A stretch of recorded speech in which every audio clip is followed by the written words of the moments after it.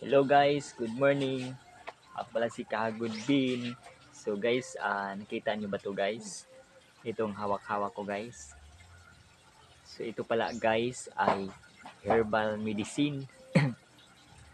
So herbal medicine pala to guys, no? Ito pala ay sampalukan. Ngayon ko lang to nalaman guys na ito ay gamot sa kidney stone. So guys, kung bago ka lang sa aking YouTube channel, pa-subscribe na lang po para lagi po tayo updated sa lahat ng mga bagong upload natin. Okay guys, so ito pala guys ay gamot sa kidney stone. So ito po guys ay sampalukan.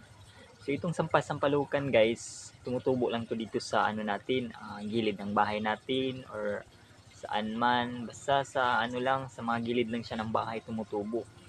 So ito guys, itong sampalukan na to, ito ay gamot sa kidney stone, gamot sa liver disease. Marami pala siyang gamot guys.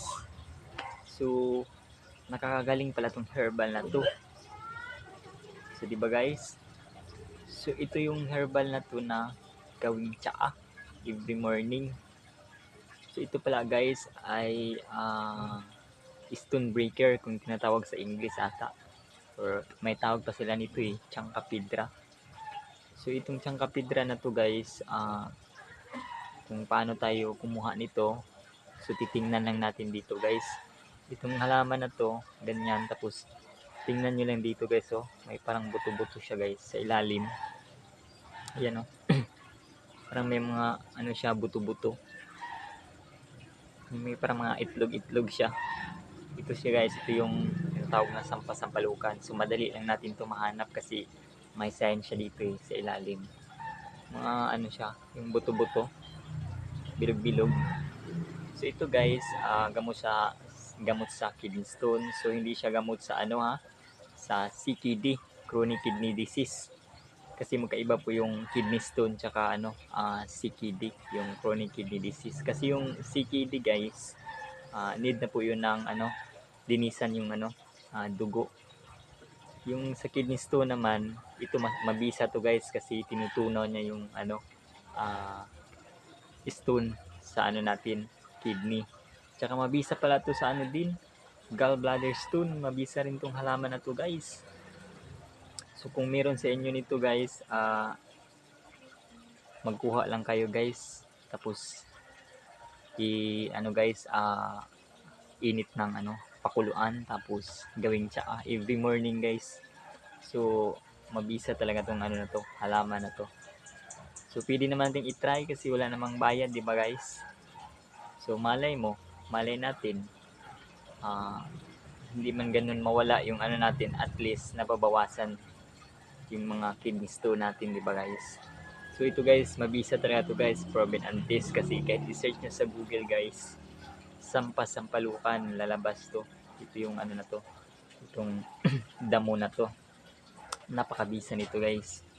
Sa may mga guys, kidney stone talaga guys, yung nito, focus, stone breaker.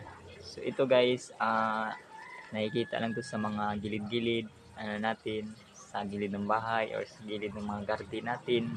So dito lang to nakikita. So marami dito sa amin guys, itong to, sampalukan na to. At saka marami ding hindi nakakilala nito guys, kasi nga mga tao dito hindi dito. So sa amin to ang dami guys, nandyan nga sa namin likuran, sobrang dami. So guys, itong na to, halaman na to, marami pala itong benefits. Kaya pag makita nyo to sa nyo, huwag nyong puputulin or bubunutin o itapon, kasi napakaraming benefits nito guys. Una-una, kidney stone, gallbladder stone, liver disease, marami pala guys tapos marami pang iba. So napaka talaga to guys, napaka proven and test. So sa may mga sakit sa mga kidney dyan, pwede nyo dong lagain, tapos every morning yung inom, gawing tsaa ba. Hindi pa tayo kumain, iinumin na natin para maano yung ano natin, kidney, yung mga stone natin niliit siya. So every morning, kaso guys ha, mapait po to ha, kailangan talaga tiisan lang guys kasi sobrang pait nito guys. So pag maglaga kayo nito guys, tanggalin yung mga ugat, linisan yun, tapos yun nga, lagyan ng tubig, pakuluan. Sobrang pait nito, kaya talaga tiisan lang talaga guys, kasi kung gusto mo mawala yung sakit mo, magtiis ka talaga kahit mapait, di ba? At least proven and taste naman, di ba guys? Hindi naman katulad sa ibang herbal na useless, kahit ilang take mo ng take, wala pa rin, hindi pa rin effective. So di ba guys? So sa may mga ano diyan na CKD, hindi to siya masyadong effective sa CKD kasi nga iba kasi yung CKD, sira na kasi yung kidney nun eh. Yung kidney stone kasi hindi pa yun masyado sira. Ano lang yun, yung mga ano lang yun, bato-bato lang yun, di ba? Kaya ito kaya siyang tunawin ito. Pero yung ano, CKD guys, masasabi ko lang noon, huwag lang kayong kumain ng mga bawal para hindi lalong lalala yung ano natin, sakit, di ba? Nagsisikidi na nga tayo, naglilinis na tayo ng dugo, tapos kumakain pa tayo ng bawal, useless pa rin talaga. Mas lalong sinisira yung ano natin, kidney, di ba guys? So guys, wag lang tayong kumain ng bawal, hindi naman yan masyado lalala kasi nililinisan naman niya yung ano, tinatanggal niya yung lason, di ba guys? So ito guys, mabisa to sa mga kidney stone. Tsaka ito pa guys, papakita ko sa inyo. Ito siya, oh. Kita niyo guys. Excuse me. Ito yung tinatawag dito sa ano, pansitan. Marami din itong benefits guys. Gamot sa ulcer, kasi may mga acidic dyan. Marami to, pansitan. Kahit i-search nyo sa ano guys, mabisang gamot dito guys. Gawing tsaa. Every morning din guys, mabisa to sa may mga ulcer or sa UTI. Ito marami din to dito guys. Ito, binabaliwala nga lang nila to eh, pero malaking tulong talaga to. So pag makakita tayo ng mga ganito sa ano natin, kapaligiran, wag natin bunutin kasi marami pala itong mga benefits guys, di ba? Gawin lang tsaan natin every morning, wala namang masama eh. Wala namang bayad. Di ba? Malay mo, ito lang yung halaman na to na hiyang sa'yo, di ba? Hindi naman sa lahat ng ano sa doktor, di ba? Kasi minsan yung sakit natin nawawala sa herbal.